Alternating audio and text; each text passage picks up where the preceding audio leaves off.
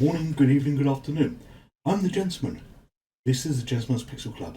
Behind me are stars, and this is Star Wars. Today we are playing Star Wars on the MiSTer FPGA system we created, the Atari ST. I own this game, and this was one of the best arcade conversions of the time. This was truly fantastic.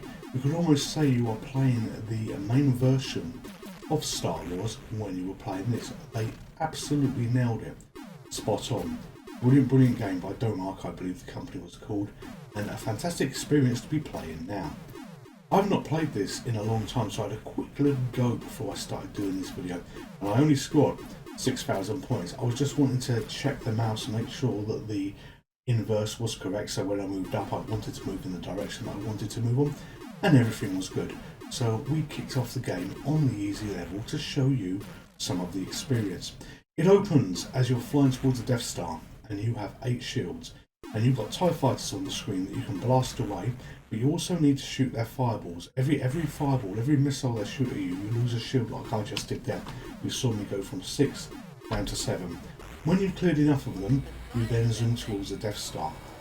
There is a different TIE fighter that sometimes appears on that level, and it's Darth Vader, and his one has the curved wings like he has in the film. He can't be destroyed, but every time you hit him, you get 2,000 points. So if you're good with the mouse, you're good with the joystick, every time you have a level with him, you're going to rack those points up. On the easy level, it starts off where you are flying through the trenches, and this really creates a film like you're seeing now. And it's quite cute in some respects because it's very like the graphic Luke had when he pulled down the holo camera or whatever it was, and you saw the trench on it as well. You know, this has been by Atari, who did the original game that was converted for the home computers, a great visualization of what it was. When you get to the end, you hit fire and you hear the little sound that you just heard, and your missile goes into the exhaust port and the Death Star explodes. You then move on to Wave 2, and Wave 2 adds a slightly new spin on what you've seen already, but we'll see in a moment.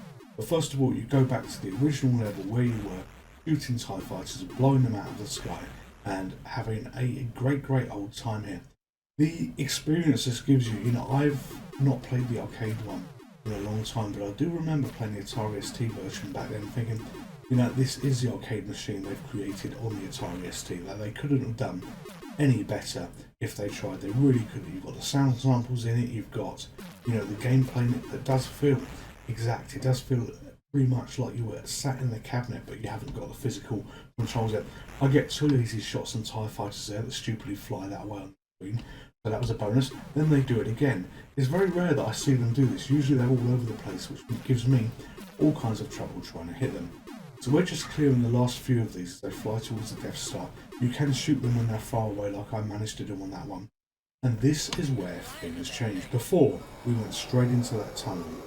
We are now on top of the Death Star, and we've got to work our way to the tunnel, and I've only got 5 shields to do this, so this means 5 more hits by any missiles, and the next hit is absolutely going to kill me. So firing away at these little red turrets that shoot these missiles at you, you can steer to avoid them, which I do here, and sometimes that's the best strategy that you have, but sometimes there's just way too many. This isn't particularly hard. I'm making this look harder than what it is. I'm down to my 4th shield now, but remember, I haven't played this for a long time, bar firing it up, just to make sure the mouse was doing what I expected to do. If you've not seen the Star Wars game, I would highly recommend this to you. Play it on MAME, or play it on your favourite emulator, play it on the Atari ST emulator. This is a great experience. Of all the films, of all the games, this is probably the best one. And we're back in the tunnel here. But look at this, we've got some differences. We have now got bridges that are in the way, so we have to avoid these bridges, all these walls. You can call them what they want. It doesn't really matter. They're in the way. You hit one of those and you lose a shield. Having only 3 shields to get to the end, this is going to be a little bit challenging for this journey. And look how thick and fast they're coming now. You don't know when the exhaust port's going to come, so it's just a case of up and down, left and right, avoid the missiles, avoid the bridges, see whether you can get to it. You can shoot the missiles to get them out of the way, but it's actually quite easier on these levels to shoot to just avoid them. It's just an easier thing to do. So, second wave done, Death Star blown up. And then we move on to the next wave where things are going to change. Again, so this game, when you start on easy, it basically stacks the hardness, easy, harder, hardest, And that wouldn't have made sense when you look at how my hands went on the webcam there, because the image is reversed. But don't worry, just go with it. So shooting away again at the enemy, blast them out of the sky. Only 4 shields. My goal is to actually get to the last level to show you all the differences that we've seen so far from wave 1 to 2 to 3, and I'm on a mission to do this. I'm also on a mission to promote this channel. To any of you that have been following along since the beginning, thank you very much, it really is appreciated. To any of my new followers, thank you for choosing to follow, thank you for subscribing, I hope you enjoy what you're seeing. I have a Twitter feed, please consider following along and subscribing to that. You get the tweets from me about the new videos, you also get the odd post about other stuff. But before I go on about subscribers, we're back on level 2. Before it was the red turrets on the ground. Now look what they've done. They've put turrets on top of the pillars as well. And if you can shoot all these towers, you get a really good bonus here. And historically, I used to be able to do this. At the moment, I can't, and I'm not doing this. I'm just playing to survive, playing to get to the end of the level. But I would get a really good bonus if I shot 7 more towers, so 7 more of those white tops on the towers to blow off, then, we would get a nice little score. But anyway, back to the channel.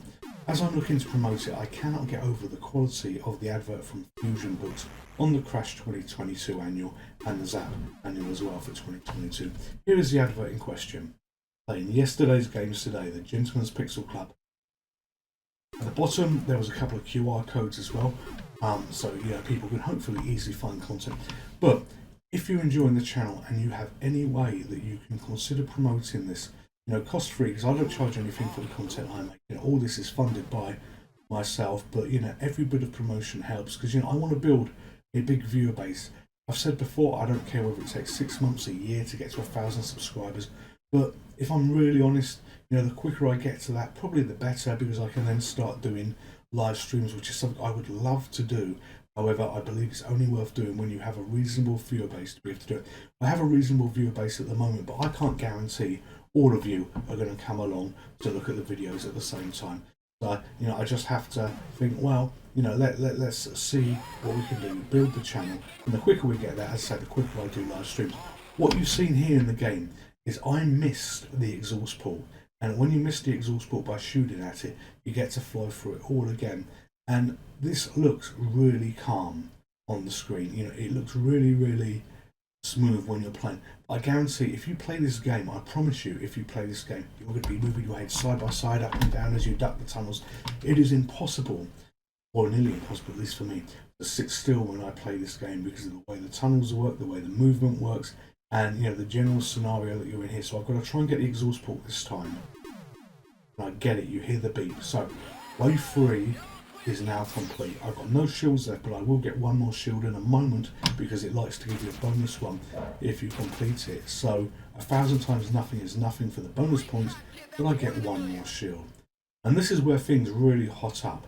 The TIE fighters now are coming thick and fast, and there's 3 of them. All I can do is just do my best to clear the missiles, clear the missiles from hitting me as they shoot towards me. It is absolute chaos here.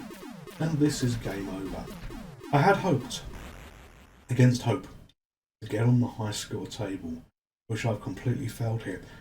But this is a lovely game, give it a go. Look it up on MAME, look it up on the Atari ST. I can't remember what the Amiga version was like, but of all the Star Wars games they ever made, this was the absolute best. So, Jürgen Frederick, you have done a fantastic job here on recreating this. My God, you've got some skills.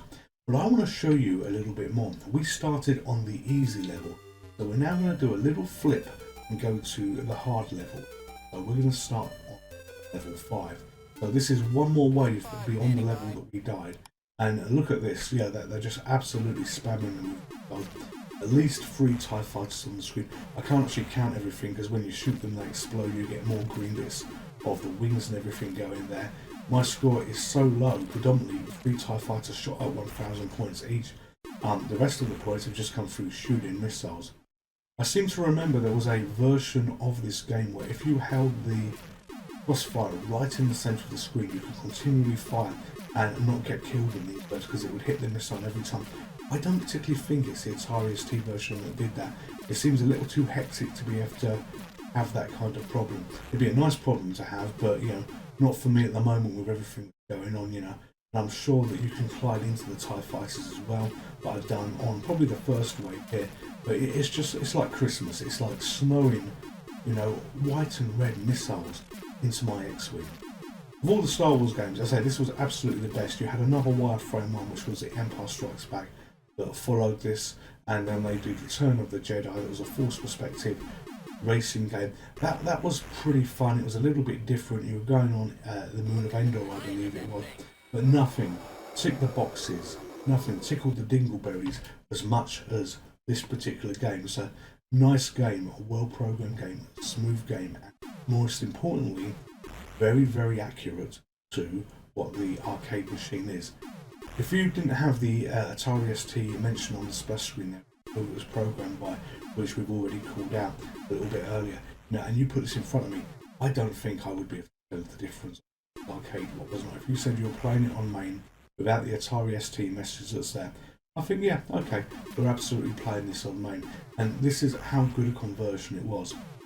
This is stupidly hard at the moment.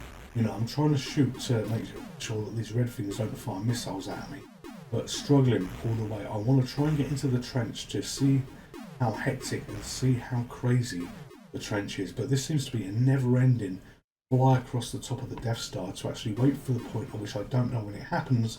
You flip your craft around and you go into the trench. Here it is. So we're now going to go into the trench. We've got 4 shields left, and we are going to avoid the catwalks. I call them bridges, they're catwalks, but they may as well just be walls. Look at this, you've got them absolutely in. And this is on wave 5, so God knows what the later waves are going to be like. Probably even sillier small passages to try and get through. This game was often imitated but never bettered, and I think the closest version of this that was nearly better than this would have been 3D Star Strike on the ZX Spectrum. That's another game we will look at sometime, but for the moment we're just enjoying this with 2 shields left to try get to the end, see whether we can win. So up there and the exhaust port, can we hit it? No, we can't, and we got killed by missiles. So I hope you've enjoyed the video. Jürgen Frederick, what a great conversion. I'm the Gentleman, this is the Gentleman's Pixel Club. Goodbye. Would you like to play again? Hello there, just a quick word from me. If you're subscribed to this channel, thank you very much. Honestly, it means the world to me and the world to Harun that I'm holding. Harun would like all of you to be subscribers to this channel. And if you are this far through the video and you haven't subscribed, but you feel that I have earned your subscription through the content that you've seen so far, please consider subscribing. It makes me happy, it makes Harun happy. And when Harun's happy, everybody's happy. Thank you very much. Stay safe. Take care. Goodbye.